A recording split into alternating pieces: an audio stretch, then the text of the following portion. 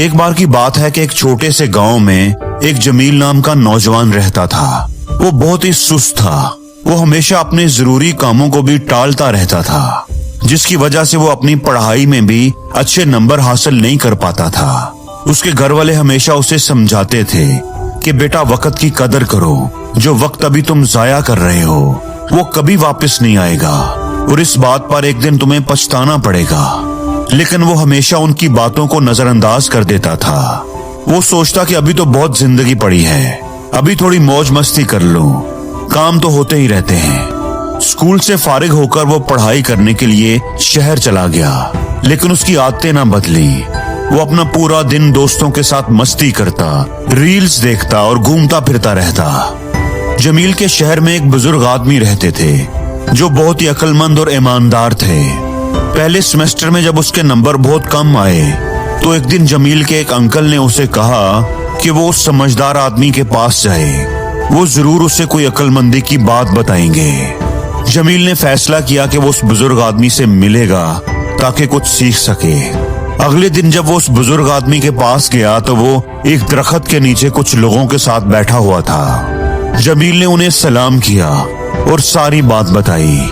जनाब मेरी मदद कीजिए, मैं जिंदगी में नाकाम हो रहा हूँ। मेरे दोस्त हर बार मुझसे आगे निकल जाते हैं, लेकिन मैं हमेशा पीछे रह जाता हूँ। मुझे उन सबसे बेहतर बनना है, मुझे बताइए कि मैं ये कैसे कर सकता हूँ। बुजुर्ग आदमी ने उसकी पूरी बात सुनी और कहा कि बेटा तुम नाकाम इसलिए हो रहे हो क्योंकि तुम अपने कामों को हमेशा टालते रहते हो और वक्त की कदर नहीं करते। मैं तुम्हें एक कहानी सुनाता हूँ जिससे तुम वक्त की अहमियत को समझ पाओगे। बुजुर्ग आदमी ने अपनी कहानी शुरू की। उन्होंने कहा कि एक बार की बात है कि एक बादशाह था जो बहुत ही रहमदिल था। वो अपनी राया से बड़ी मोहब्बत करता था और उनकी मदद किया करता था।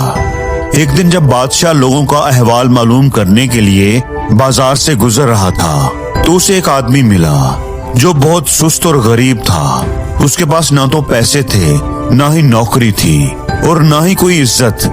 वो हमेशा अपनी परेशानियों का इल्जाम दूसरों पर लगाता था।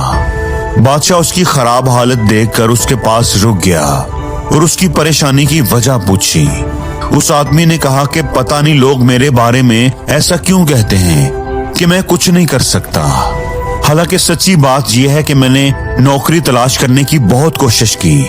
जब भी मैं किसी नौकरी की तलाश में जाता हूँ तो लोग मुझे मना कर देते हैं, कोई मुझे काम नहीं देता। मैं कुछ करना चाहता हूँ, सोचता हूँ कि एक दुकान खोल लूँ, लेकिन मेरे पास इतने पैसे नहीं हैं। राजा को उस आदमी के लिए अफसोस हुआ, उसे उस पर तरस आ गया। उसने कहा कि एक सौदा करते हैं, कल सूरज गुरूब होने से पहले तुम मेरे दरबार आना और जितना सोना चांदी तुम ले जा सको वो सब तुम्हारा होगा। इससे तुम अपना कोई कारोबार शुरू कर लेना, कोई दुकान खोल लेना। वो आदमी बहुत खुश हो गया और राजा का शुक्रिया अदा करने लगा। वो अपने घर की तरफ दौड़ा और अपनी बीवी को सब कुछ बताया। उस आदमी की बीवी भी बहुत खुश हुई और कहा कि कल सुबह तुम उठकर जल्दी जल्दी बादशाह के दरबार पहुंच जाना और सोना ले आना, इससे तो हमारे दिन फिर जाएंगे। उस आदमी ने कहा कि ठीक है। अगले दिन सुबह सवेरे उसकी बीवी ने उसे उठाया और बादशाह के दरबार जाने का बोला। उस आदमी ने कहा कि मैं अभी नहीं जा सकता, अभी मुझे भूख लगी है, पहले खाना दो। जल्दी जल्दी उसकी बीवी ने खाना तैयार किया। उस आदमी ने आराम से मजे ले लेकर खाना खाना शुरू कर दिया। खाना खाते हुए वो सोच रहा था कि मेरे पास तो बहुत वक्त है, खाना खाने के बाद खजाना लेने के लिए जाऊंगा।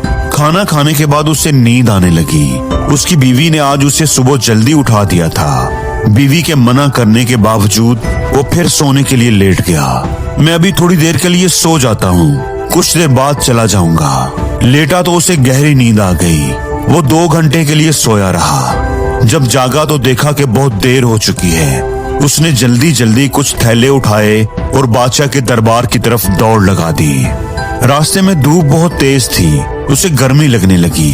तेज भागने से वो थक भी गया।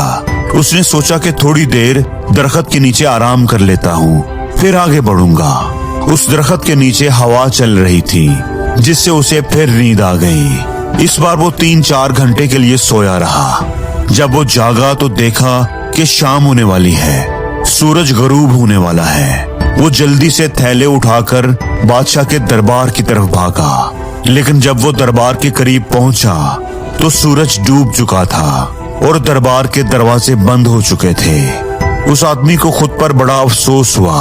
उसने अपनी सुस्ती की वजह से अमीर होने का एक सुनहरी मौका गंवा दिया, क्योंकि उसने वक्त की कदर नहीं की। उस बुजुर्ग आदमी ने कहानी खत्म की और जमील की तरफ देखा। जमील के पास कहने को कोई लफ्ज नहीं था। उसे अपनी गलती का एहसास हो चुका था। उसने बुजुर्ग का शुक्रिया अदा किया और अपने घर वापस लौट आया। उसे समझ आ गया था कि वक्त बहुत कीमती है, उसे जाया नहीं करना चाहिए। अगर हम वक्त को जाया करना नहीं छोड़ेंगे तो दूसरों से कभी आगे नहीं निकल पाएंगे। उसी दिन से जमील ने अपने गोल्स पर काम करना शुरू कर दिया। उसने अपनी काम टालने की आदत को बिल्कुल छोड़ दिया और एक बड़ा ही प्रोडक्टिव स्टूडेंट बन गया। कुछ ही दिनों में वो अपने तमाम दोस्तों से आगे निकल गया और कॉलेज का सबसे ज़हीन बच्चा बन गया। दोस्तों, इस कहानी से हमें ये सीखने को मिलता है कि वक्त सबसे कीमती दौलत है। अगर हम उसे फजूल चीजों में जाया करेंगे तो हमारे पास पछताने के सिवा कुछ नहीं बचेगा। इसलिए हमें हर मौके से सही वक्त पर फायदा उठाना चाहिए। सुस्ती इंसान की सबसे बड़ी दुश्मन है, जो ख्वाबों को हकीकत बनने से रोकती है। अगर आप चाहते हो कि जिंदगी में कुछ बनो तो सुस्ती को छोड़कर हर लम्हे को कीमती समझो। आज का उठाया हुआ छोटा सा कदम कल की बड़ी कामयाबी का रास्ता बन सकता है। याद रखो, जो वक्त तुम आज जाया कर रहे हो कल वही तुम्हें पछतावे में मुब्तला कर देगा। अभी जागो, खुद को संभालो और मेहनत को अपना साथी बना लो।